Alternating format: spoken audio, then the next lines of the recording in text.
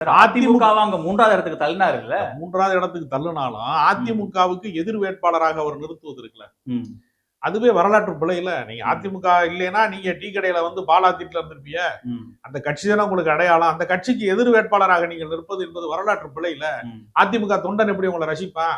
ஜாதிக்காரன் ஓட்ட வச்சு ஜெயிக்க முடியலையே. இல்ல ஆனாலுமே அந்த 3.5 லட்சம் வாக்குகளும் இரட்டைலைக்கு போக வேண்டிய வாக்குகள் தானே. அதாவதுங்க, நீங்கள் எவ்வளவு வாக்குகள் பெற்றீர்கள் என்பதல்ல, நான் 34 மார்க் வாங்கிட்டேங்கிறது அல்ல, 35 வாங்கணும், பாஸ் ஆகணும்.